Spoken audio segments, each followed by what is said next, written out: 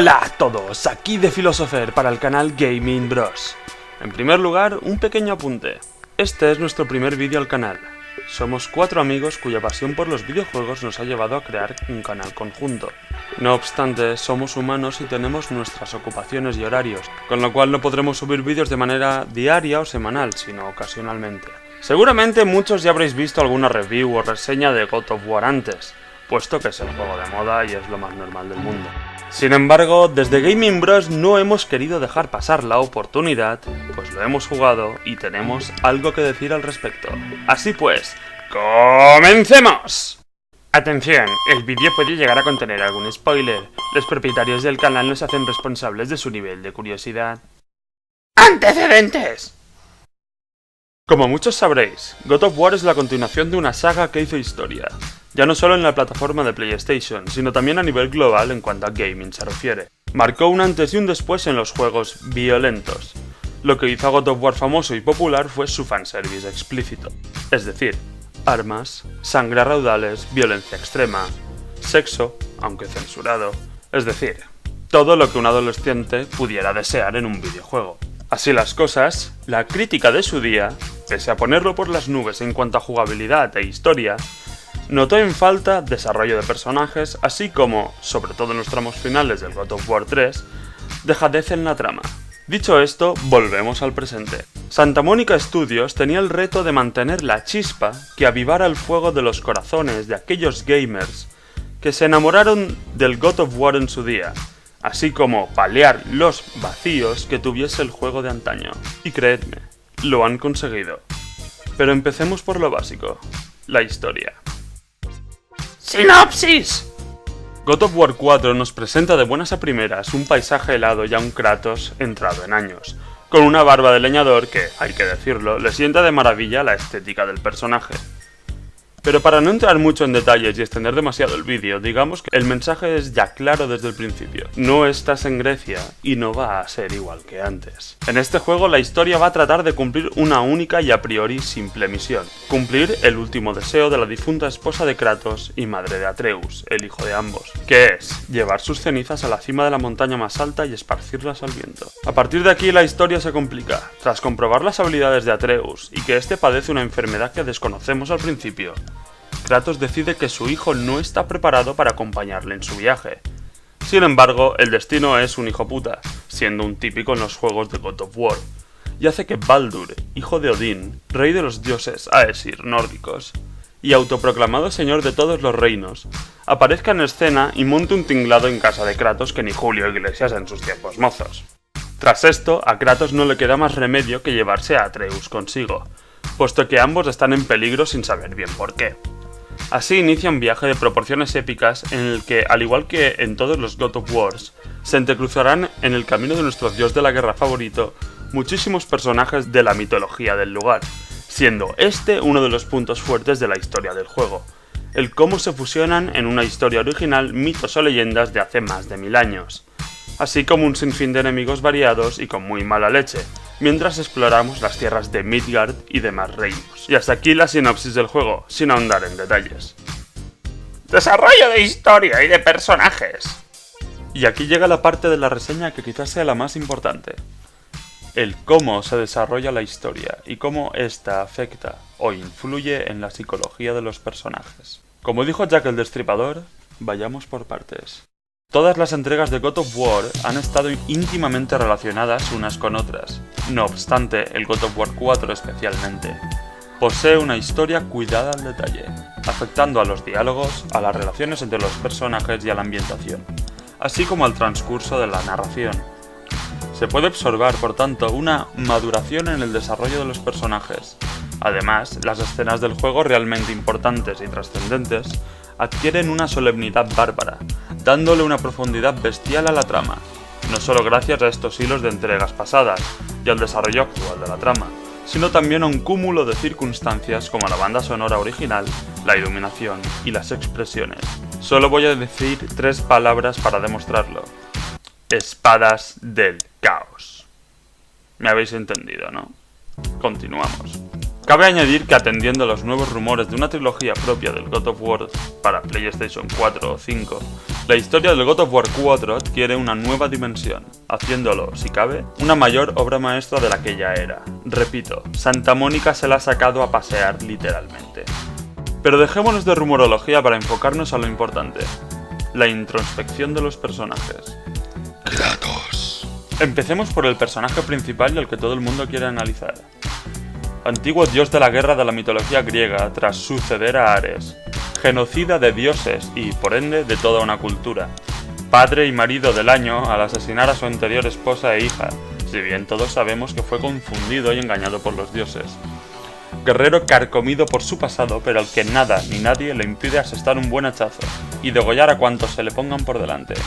De hecho, al principio del juego hay una frase de Kratos que lo deja bien claro, cuando Atreus le pregunta a su padre si está bien entrar en el templo. «Hacemos lo que queremos, chico», le contesta.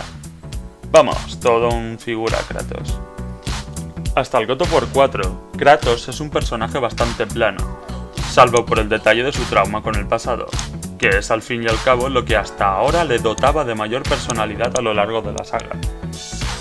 Quitando esos momentos de remordimiento y dolor, Kratos es un espartano al que todo le importa un pimiento. Hachazo, tras hachazo, tras hachazo, tras hachazo, tras hachazo. Un tío que soluciona todo con violencia y que no se lo piensa dos veces. Y eso estaba bien, eso nos molaba cuando éramos adolescentes. Pero han pasado muchos años desde entonces. Los fans de toda la vida crecimos. Y quiero creer que maduramos. Y eso Santa Mónica lo sabía muy bien, con lo cual se propusieron modificar a Kratos. Hacer que los años y experiencias de Kratos fuesen una realidad. Que en verdad toda aquella matanza de entregas anteriores sirviese de algo. Por este motivo, en God of War de PlayStation 4 nos encontramos al Kratos padre y marido. Kratos ha decidido rehacer su vida después de no se sabe bien cuántos años, y parece haber dejado su pasado atrás. Nada más lejos de la realidad. En un primer guiño de Santa Mónica, cuando Kratos tala el árbol marcado de la primera escena del juego, se detiene por unos breves instantes a acariciar su brazo magullado, y marcado a fuego por las espadas del caos de Ares, en una muestra visible de dolor y pesar, diciéndonos, «Hey, que me sigo acordando de todo lo que pasó y me sigue doliendo, ¿eh?» Pero al tiempo que se pone las vendas en el sitio, nos está comunicando, «Hey, pero he pasado página, y puedo vivir con ello». Pero más allá de ver a un Kratos que ha dejado su pasado atrás parcialmente, vemos a un padre duro, estricto con su hijo, y que sigue siendo de temperamento voluble. La escena de caza del venado así lo refleja. Que trata de hacer de Atreus un guerrero lo suficientemente bueno tanto física como mentalmente para vivir solo en caso de necesidad, que pueda valerse por sí mismo. «Debes mejorar. Veo mejoras», le dice continuamente durante el juego. Una de mis escenas preferidas del juego es cuando Kratos entra por primera vez en casa y se nos brinda un juego de claroscuros espectacular. Apenas vemos la figura de Kratos entre sombras, pero la música, el porte de dios de la guerra y el momento nos dan a entender que Kratos sigue siendo una figura intimidante, a la par que misteriosa para su hijo. Pelos a flor de piel nada más empezar el juego. Bien hecho, Santa Mónica. Así se empieza una historia. A medida que vamos jugando, vamos redescubriendo a Kratos. Pese a ser un padre estricto, también es uno que se preocupa por el bienestar de su hijo. Cuando Atreus desaparece entre la niebla, los gritos de desesperación y preocupación de Kratos nos llegan al alma. Pero nos damos cuenta que nuestro protagonista también tiene su corazoncito. El Kratos padre maestro aparece en todo el juego, contándole historias a su hijo, para que aprenda lecciones que la vida puede darte si no eres precavido. Cuando consuela a Atreus después de su primer homicidio, por ejemplo, en defensa propia. Incluso lo que es más, Kratos se antoja guardián, pues a lo largo del juego trata de evitar revelarle a su hijo y a los demás su condición de dios, tratando de protegerle, puesto que desde su experiencia, ser un dios solo trae problemas personales, hablando desde la perspectiva de un dios guerrero que ha podido experimentar la paz. Algo así como un máximo 10º meridio en Gladiator. Pero, tal y como se aprecia posteriormente, el secreto es algo extremadamente difícil de cuidar, y se acaba volviendo una necesidad su revelación a Atreus. En suma, Kratos ya no es el mismo de antes. Ya no es el personaje plano que mataba sin ton ni son, por venganza. por cumplir su objetivo, sino que ahora mata por un motivo mucho más lícito: proteger a un ser querido, además de cumplir el último deseo de Faye, su esposa. Santa Mónica nos muestra un Kratos mucho más humano, pese a ser más dios que antes, pues los aspectos de fuerza sobrehumana, curación, ira explosiva, literalmente, y longevidad no se pudieron apreciar de la misma manera que ahora. Personalmente, Kratos ha pasado de ser un dios, personaje clásico, es decir, un personaje con características especiales al que le suceden cosas, a ser un dios, personaje romántico, en el sentido estricto de la palabra. Es decir, un marginado social con un trauma y unas preocupaciones que marcan el devenir de su historia. Un personaje mucho más desarrollado psicológicamente y más interesante narrativamente. Y este detalle introspectivo le ha dado un salto cualitativo a este God of War muy elevado. Atreus. Atreus es el personaje nuevo de mayor relevancia. En torno a él giraban todas las esperanzas de modernizar God of War a los RPG de mundo abierto. Él nos ofrece la colaboración que Kratos por sí solo jamás hubiese podido conseguir. No en combate, por supuesto que Kratos se los podría ventilar a todos en pelea. Nos referimos a la historia una vez más, pues como digo, God of War 4 pretende darle mayor profundidad al desarrollo. Y esa es la labor de Atreus. Psicológicamente está magníficamente tratado. Es un chaval de corta edad que respeta y teme a su padre. ¡Sí, señor!, oímos continuamente de su boca, intentando estar siempre a la altura de las expectativas, al tiempo que se enfada con él constantemente a causa de la falta de comprensión que recibe. No olvidemos que es un niño y no deja de hacer niñerías. Sale corriendo sin pensar, se enorgullece en demasía cuando las cosas le salen bien y, sobre todo, no para de hablar. Porque aunque pueda resultar cargante, este es el punto fuerte en la psicología de Atreus, al menos al principio. Atreus es un niño y los niños no callan y no paran de preguntar cosas, lo cual a los adultos nos resulta extremadamente irritante y eso lo consiguen plasmar muy bien en el juego. Además, Atreus nos muestra desde el inicio que es un chaval muy espabilado y extremadamente ducho para los idiomas y los mitos y las leyendas para su edad. Una de las novedades más importantes en el juego es el bestiario, así como el códice que Atreus va actualizando. Para los amantes de la mitología como yo, esto es un puntazo en el juego. Aún así, sin lugar a dudas, una de las partes más importantes del juego es cuando Atreus descubre que es un dios, cuando su padre así lo revela. Desde ese momento hasta que viajan a Helheim, cuando Atreus recibe un baño de humildad, Atreus empieza a asimilar su naturaleza. Si bien no lo hace como debiera, sino que es, una vez más, un niñato. Ya jugando empiezas a escuchar frases del tipo: somos dioses, hacemos lo que queremos. ¿Cómo osas ponerte en el camino de un dios? Es en ese momento en el que dices lo que todo buen español diría: ¿qué hostia tiene el chaval? Y Kratos, que de normal habría solucionado esto a machazos, lo soluciona enfadándose con él y echándole la bronca, después de que casi lo maten por culpa del niño. Pero a raíz de ahí, Atreus sufre el mayor cambio del juego, y es cuando se nota una madurez en su personalidad, hasta el punto en que él es la voz de la razón en el juego. Un 10 con Atreus, Santa Mónica. Y hasta aquí el análisis de los protagonistas. Desde luego podría analizarse en muchos otros: Baldur, Sindri, Brok, Freya. Esta última daría para escribir un libro con su comportamiento al final del juego. Si deseáis que analice a más personajes, decidlo en la caja de comentarios. Pero es hora de terminar esta review y no puedo hacerlo sin hablar de la música de God of War. ¡Música! Toda banda sonora original es esencial, tanto en las películas como en los videojuegos.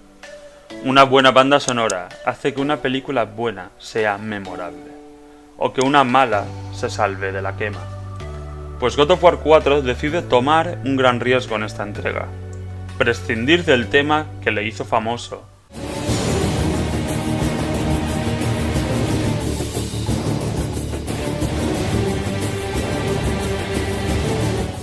Y darle una banda sonora con tintes de narración épica.